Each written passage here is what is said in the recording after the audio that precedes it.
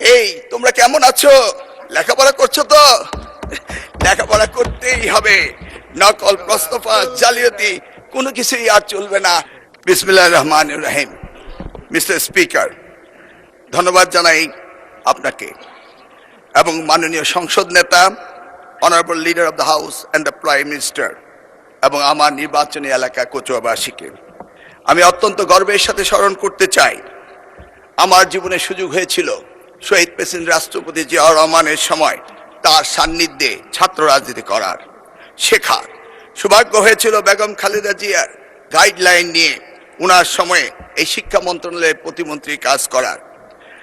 আমি আজ কৃতজ্ঞ ও সৌভাগ্যবান শহীদ রাষ্ট্রপতি জিয়াউর রহমান ও দেশনেত্রী বেগম খালেদা জিয়ার রক্তের উত্তরসূরি তারেক রহমানের নেতৃত্বে বাংলাদেশে এই ঐতিহাসিক পথ চলার অংশ হতে পেরে। মাননীয় স্পিকার, মিস্টার স্পিকার, আজ আমি লম্বা বক্তৃতা দিতে দাঁড়াইনি, কারণ বাংলাদেশের ইতিহাসে অতীতের যে কোনো সংসদের চেয়ে এই সংসদ একটি ইউনিক এবং একটি এক্সক্লুসিভ। মহান জুলাই অভ্যুত্থানের পটভূমিতে শহীদের রক্তদানের মধ্য দিয়ে 2 শতক পরে জনগণের ভোটের প্রতিনিধিত্ব হয়ে এই সংসদের সৃষ্টি হয়েছিল। It is a very highly priced parliament in the country. যে কারণে লম্বা বক্তৃতা নয়। এখন পিরিয়ড হোক রেগুলার বা হেভি, প্রয়োজন মতো কনফিডেন্স আছে রেডি। Play with confidence. আমরা অনেকেই জানি এই অল্প সময়ের ভিতরে বক্তৃতা আমি দিচ্ছি, তার কারণ আমরা দেখেছি আমেরিকার প্রেসিডেন্ট আব্রাহাম লিঙ্কন তার জীবনের সবচেয়ে সংক্ষিপ্ত বক্তৃতায় একটি এমন উক্তি করেছিলেন যা যুগ যুগ ধরে মানুষের মনে রয়েছে, the government of the people, by the people, for the people. মাননীয় স্পিকার, এই মহান সংসদে আমি দাঁড়িয়ে আজকে আমার শিক্ষা ব্যবস্থার উপরে 2টি কথা বলতে চাই। আমি দেখেছি শহীদ রাষ্ট্রপতি জিয়াউর রহমান মাত্র 16 দিনের জন্য তিনি শিক্ষামন্ত্রীর দায়িত্ব নিয়েছিলেন এবং তিনি এই শিক্ষার ব্যাপক পরিবর্তন এনেছিলেন। তারই পরে 1991 সালে দেশমাতা বেগম খালেদা যখন প্রধানমন্ত্রী হয়েছিলেন, সেই সময়ে তিনি ব্যাপক পরিবর্তন করেছিলেন। নারী শিক্ষার বিপ্লব এনেছিলেন, শিক্ষকদের জন্য অবসর ভাতা এবং কল্যাণ ট্রাস্ট হতে শুরু করে সকল সুযোগের ব্যবস্থা করে দিয়েছিলেন।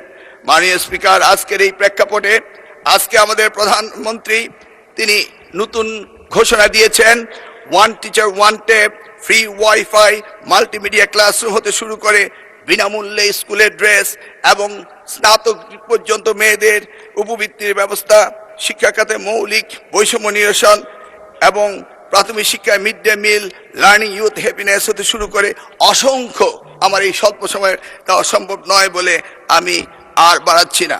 মাননীয় স্পিকার, তিনি মাধ্যমিক স্তরও এই ধরনের অনেক সুযোগ সৃষ্টি করেছেন, এমনকি তিনি টার্সিয়ারি লেভেলের এডুকেশনও অনেক সুযোগ সৃষ্টি করেছেন, যেটা করেছিল 1992 সালে প্রাইভেট ইউনিভার্সিটি অ্যাক্ট করে বেগম খালেদা জিয়া এবং ন্যাশনাল ইউনিভার্সিটি অ্যাক্ট করে এই দেশে বেসরকারি খাতে শিক্ষার ব্যাপক পরিবর্তন এনেছিলেন মাননীয় প্রধানমন্ত্রী।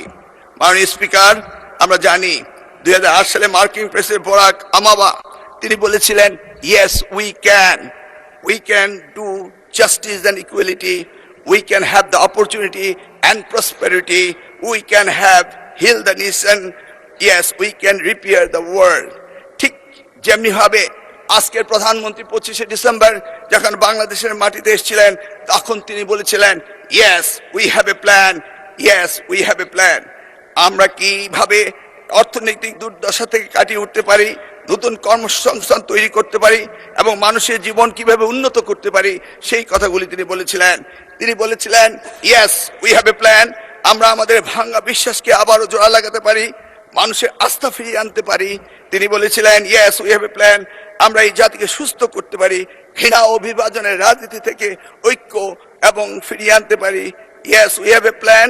আমরা শুধু একটি দেশ নয়, পুরো পৃথিবীর জন্য পরিবর্তন আনতে পারি। Yes we have a plan. তার জন্য পুরনো বস্ত্রপ্রথা রাজনীতি থেকে বেরিয়ে আসতে হবে, ক্ষমতায় থেকে টেনে ফেলার রাজনীতি বাদ দিতে হবে, সমৃদ্ধ বাংলাদেশের পথে ঐক্যবদ্ধভাবে এগিয়ে নিতে হবে।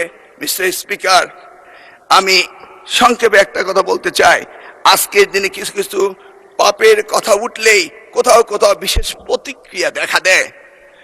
আমরা দেখেছি কারো কারো শরীরে জ্বালা ধরে, কিন্তু কেউ কেউ শুনতে না চাইলেও আমরা কি পাপের কথা ভুলে যাব? চাইলে কি সব ভুলে যায়? মিস্টার স্পিকার, আমরা সবাই জানি কিছু পাপ আছে যার কোনো ক্ষমা হয় না, যদিও না ক্ষতিগ্রস্তরা সেই ক্ষমা না করে দেন যেটা আমাদের পবিত্র কোরআন শরীফে রয়েছে।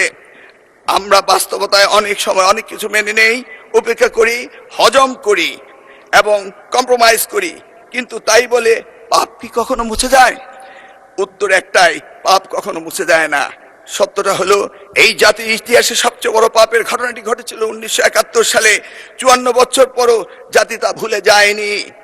তার প্রমাণ 2026 সালের 12 ফেব্রুয়ারি আজকের এই মহান সংসদে আমরা এসেছি। সুতরাং এই পাপের কথা আমরা ভুলে যাব না, বরং প্রজন্ম থেকে প্রজন্ম আমরা এই পাপের কথা বলেই যাব। মাননীয় স্পিকার, মিস্টার স্পিকার, পরিস্থিতি আমি যা বলে শেষ করব তা সারা দেশের আমার অতি আদরের সোনামণিদের জন্য বলবো, তাদের উদ্দেশ্যে বলবো, এই তোমরা কেমন আছো? লেখাপড়া করছো তো? লেখাপড়া করতেই হবে। নকল, প্রশ্নফাঁস, জালিয়াতি কোনো কিছুই আর চলবে না। মিস্টার স্পিকার, আপনাকে ধন্যবাদ, আমি সময়ের মধ্যে শেষ করতে পেরেছি। আল্লাহ হাফেজ। ধন্যবাদ মাননীয় মন্ত্রী।